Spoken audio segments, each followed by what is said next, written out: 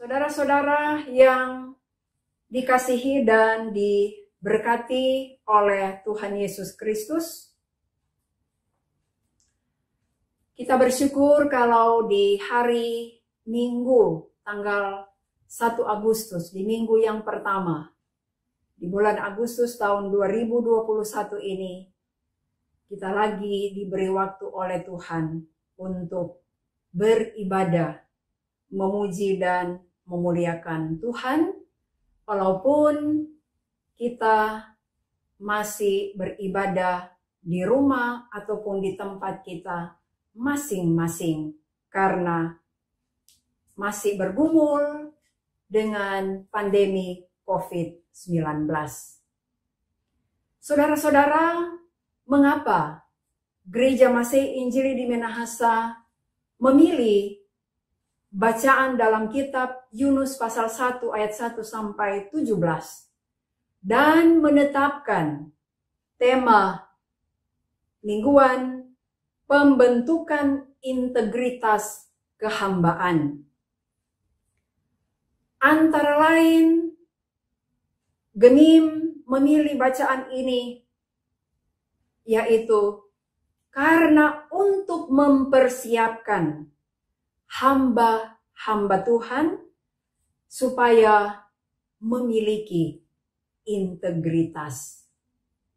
Saudara-saudara, kata integritas di sini artinya suatu keadaan yang utuh dan lengkap. Itu berarti kalau dalam konteks pemilihan pelayan khusus nanti di lingkungan Gereja Masehi Injili di Minahasa, yang akan terpilih menjadi pelayan-pelayan khusus, tentunya orang-orang atau warga sidi jemaat yang dapat dipercaya. Apa yang menjadi ucapan mulutnya, itulah juga yang diwujud nyatakan dan diimplementasikan dalam kehidupan beriman setiap hari. Perenungan kita di minggu yang berjalan ini diangkat dari kisah atau cerita tentang Yunus. Tentu kita masih ingat cerita ini. Cerita tentang Yunus karena sangat menarik. Dan di antara nabi-nabi kecil yang ada di Perjanjian Lama, kisah Yunuslah yang sangat menarik. Saudara-saudara, Yunus adalah seorang nabi dalam Perjanjian Lama yang melayani di zaman Raja Yerobeam, yaitu di Israel bagian utara. Itu kita bisa baca dalam 2 Raja-Raja pasal 14 ayat 25. Yunus pasal 1 ayat 1 sampai 17 mengisahkan nabi yang mendapat perintah dari Tuhan untuk menyampaikan berita pertobatan kepada orang-orang yang ada di Niniwe. Niniwe ini terkenal dengan segala bentuk kejahatan yang mereka lakukan.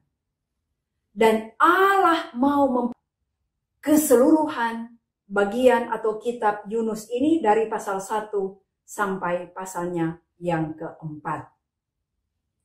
Saudara-saudara, Yunus dalam bacaan ini dikatakan dia melarikan diri menuju ke Tarsis melalui pelabuhan Yafo. Dan di ayat 3 ini ada 2 kali disebutkan dia melarikan diri jauh dari hadapan Tuhan. Adapun akibat dari Yunus yang melarikan diri adalah Allah menurunkan angin ribut ke laut, badai, sehingga awak kapal dan orang-orang lainnya menjadi sangat takut. Terkecuali Yunus yang berada di bagian bawah dari kapal itu yang tertidur nyenyak. Cara dan tindakan orang-orang yang ada di kapal pada waktu itu untuk mereka mengetahui siapa sebenarnya yang menjadi penyebab sehingga mereka ditimpa dengan malapetaka itu. Dan Yunuslah yang kena undi sehingga dia dibuang atau dicampakkan ke laut. Yunus menerima dan dia tahu, dia sadar bahwa itu adalah kesalahannya dia dan akibat dari ketidaktaatannya pada panggilan Tuhan. Dan atas penentuan Tuhan, maka seekor ikan besar menelan Yunus. Dan ternyata Allah punya rencana yang indah buat Yunus. Allah menyelamatkannya dan hendak mempersiapkan Yunus untuk kembali kepada Tuhan, yakni melaksanakan akan panggilan Tuhan, melaksanakan akan tanggung jawab yang Tuhan percayakan kepadanya, yaitu misi penyelamatan Allah bagi orang-orang yang ada di Niniwe. Saudara-saudara, marilah kita merenungkan dan marilah kita berefleksi dari bacaan ini. Bacaan firman Tuhan ini hendak mengingatkan kita dan mempersiapkan kita sebagai pelayan-pelayan khusus yang ada di lingkungan Gereja Masih Injili di Minahasa. Dalam hal ini, Penatua dan Syammas. Sedikit lagi waktu atau periode ini akan berakhir. Dan Gereja Tuhan sementara mempersiapkan bagi seluruh warga Sidi Jemaat untuk pemilihan pelayan khusus yang rencananya akan dilaksanakan pada bulan Oktober nanti. Saudara-saudara, mungkin ada saja di antara kita, baik sebagai pelayan khusus ataupun sebagai anggota jemaat, sebagai warga gereja yang sudah dalam tanda kutip jauh dari hadapan Tuhan. Mungkin kita sudah mulai merasa capek, merasa lelah, tidak tahan lagi dengan adanya tantangan-tantangan, dengan adanya pergumulan-pergumulan dalam pelayanan, pergumulan-pergumulan dalam hidup. Kalau dalam bacaan ini, ibarat badai, gelombang yang menerpa bahtera hidup kita. Tapi ada saja orang-orang percaya atau di antara kita yang tahu dan menyadari bahwa ketika badai itu datang atau pergumulan, tantangan-tantangan itu datang dalam kehidupan kita, berarti itu adalah cara Tuhan untuk mengingatkan kita, cara Tuhan untuk berbicara kepada kita yang sudah mungkin tidak taat, yang tidak setia lagi kepadanya dalam tanggung jawab pelayanan yang dia percayakan kepada kita.